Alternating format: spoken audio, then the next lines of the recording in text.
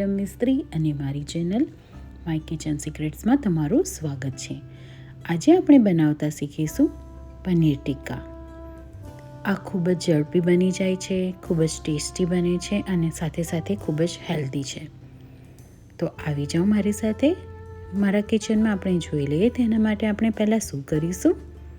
તો અહીંયા હું જે મેરિનેશન બનાવવાની છું, આજે ગ્રીન કલરનું બનાવવાની છું. તો તેના માટે સૌથી પહેલાં મેં એક ચટણી જાર લીધો છે. તેમાં 7થી 8 કળી લસણ, 8થી 10 લીલા મરચાં, થોડા ધાણા અને થોડા ફુદીનાના પત્તા નાખી દીધા છે વોશ કરીને. અને આપણે તેમાં 1 ચમચી જેટલું દહીં નાખી દીધું છે અને તેને સરસ રીતે પીસી લઈશું. એટલે આપણી એક ફ્લેવરફુલ પેસ્ટ રેડી થઈ જશે. આદુ, લસણ, લીલા મરચાં, ધાણા, ફુદીના અને દહીંની. હવે આપણે એક બાઉલ લઈશું અને તેમાં 2 કપ જેટલું દહીં લઈશું. અહીંયા આપણે થીક દહીં જ લેવાનું છે, એ વાતનું ધ્યાન રાખવાનું છે. ત્યારબાદ આપણે 2 નાની ચમચી જેટલું તેમાં ચણાનો લોટ નાખીશું. 1 ચમચી જેટલું કાશ્મીરી લાલ મરચું, 1 ચમચી જેટલું ધાણા પાવડર, અડધી નાની ચમચી હળદર, 1 ચમચી જેટલું શેકેલા જીરાનો પાવડર અને 1 ચમચી કિચન કિંગ મસાલો નાખવાનો છે.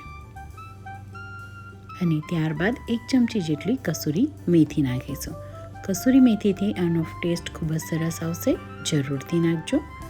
ત્યારબાદ અહીંયા મેં મસ્ટર્ડ ઓઇલ લીધું છે, સરસિયાનું તેલ લીધું છે 1 ચમચી અને તે તેમાં નાખ્યું છે. તેનાથી આની ફ્લેવર ખૂબ જ સરસ આવે છે, જરૂરથી નાખજો. અને ત્યારબાદ આપણે જે ગ્રીન પેસ્ટ બનાવી હતી, આદુ, લસણ, લીલા મરચાં, ધાણા, ફુદીના અને દહીંની, તે તેમાં એડ કરી દઈશું. અને ત્યારબાદ આપણે સ્વાદ પ્રમાણે મીઠું નાખીને બધું સરસ રીતે મિક્સ કરી લઈશું. અહીંયા આપણે ચણાનો લોટ બહુ નથી નાખવાનો, એકદમ થોડો જ નાખવાનો છે, બાઇન્ડિંગ જેટલો. જો તમે ચણાનો લોટ નાખશો વધારે તો તમારા જે પનીર ટિક્કા જ્યારે બનાવશો ત્યારે એ હાર્ડ બનશે. એટલે એ વાતનું ધ્યાન રાખવાનું છે કે ચણાનો લોટ ખૂબ જ ઓછો નાખવાનો છે અને દહીં થીક લેવાનું છે. આપણું મેરિનેશન રેડી છે. હવે તેની સાથે ખાવા માટે, આપણા પનીર ટિક્કા સાથે ખાવા માટે આપણે આપણી એક સરસ મસ્ત ફ્લેવરફુલ ચટણી બનાવીને રેડી કરી દઈએ. તો તેના માટે મેં એક ચટણી જાર લીધો છે. તેની અંદર મેં ધાણા, પુદીનો, આદુનો નાનો ટુકડો, 3થી 4 લીલા મરચાં અને લીંબુનો રસ નાખી દીધો છે.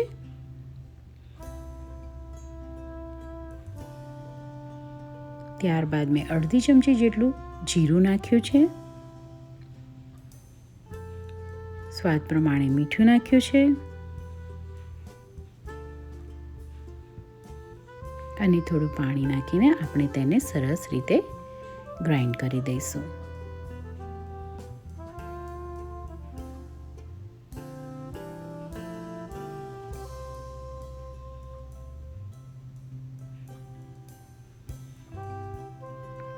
હવે આપણે તેને ખોલીને લાસ્ટમાં 1 કપ જેટલું મોડું દહીં નાખીશું અને પાછું ગ્રાઇન્ડ કરી દઈશું.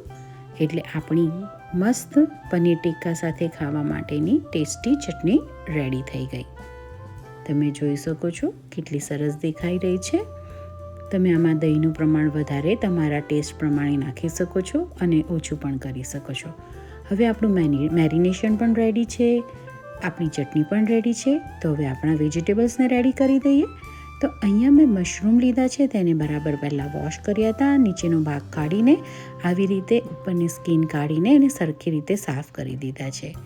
હવે અહીંયા મેં ગ્રીન, રેડ અને યલો 3 કલરના બેલ પેપર લીધા છે, કેપ્સિકમ લીધા છે અને તેને આવી રીતે મોટા મોટા પીસીસમાં કટ કરી દીધા છે.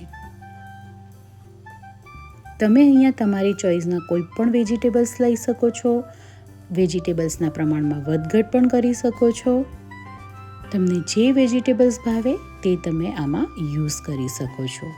અહીંયા મેં મશરૂમ લીધા છે, 3 કલરના કેપ્સિકમ લીધા છે, બેબી પટેટોઝ લીધા છે, સ્વીટ પટેટોઝ લીધા છે, ઝુકુની લીધી છે, પનીર લીધું છે. તમે તમારી ચોઈસના કોઈ પણ વેજીટેબલ્સ લઈ શકો છો. તમે જોઈ શકો છો આપણું marination. Chutney, sweet potato, zucchini, potato, mushroom, paneer, 3 કલરના બેલ પેપર. આવી રીતે તમારી ચોઈસના તમે બધા વેજીટેબલ્સ લઈ શકો છો અને તેને આવી રીતના મેરિનેશનમાં આપણે એડ કરી દઈશું. તમારે જે પણ વેજીટેબલ્સ ખાવા હોય તે તમારે એડ કરી દેવાના અંદર અને પછી તેને 15થી 20 મિનિટ માટે આપણે મેરિનેટ થવા માટે મૂકી દઈશું. જો તમારી પાસે ટાઈમ વધારે હોય તો તમે 2થી 3 કલાક માટે મેરિનેશન માટે મૂકી શકો છો, તો એની વધારે સારી ફ્લેવર આવશે. પણ જો તમારી પાસે ટાઈમ ના હોય તો તમે 10થી 15 મિનિટમાં પણ યુઝ કરશો તો ફ્લેવર સારી જ આવશે. આમ પણ આપણે મેરિનેશનમાં આગળ પડતા મસાલા કર્યા છે, તેનું રીઝન એ જ છે. હવે આપણે એક સ્ક્રૂવર લઈશું અને તેની અંદર આપણા વેજીટેબલ્સ, આપણા પનીર ને આવી રીતના સ્ક્રૂવર્સમાં 1 બાય 1 નાખી દઈશું અને આપણે 2 વેજીટેબલ્સની વચ્ચે થોડી ગેપ રાખીશું, એટલે એ બધી બાજુથી અને બધા જ વેજીટેબલ કૂક થઈ જાય. એકદમ ટાઈટ નહીં ભરીએ એને, આવી થોડી ગેપ રાખવાની છે વચ્ચે.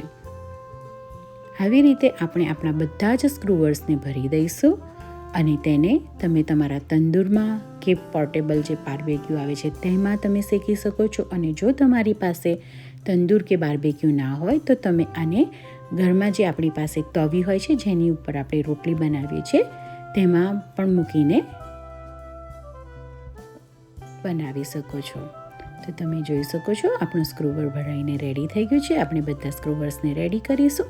અહીંયા મેં પોર્ટેબલ બાર્બેક્યુ આવે છે તેનો યુઝ કર્યો છે. મારે વેધર સારું હતું તો અમે બેકયાર્ડ પાર્ટી કરી હતી અને આ રેસીપી મેં તમારી સાથે શેર કરી. અમારી ઓલ ટાઈમ ફેવરિટ આ રેસીપી છે. અમારા ફ્રેન્ડ્સને પણ આ ખૂબ ગમે છે, તો તમે જરૂરથી ટ્રાય કરજો અને તમારા ફ્રેન્ડ સાથે શેર કરજો. Thank you for watching.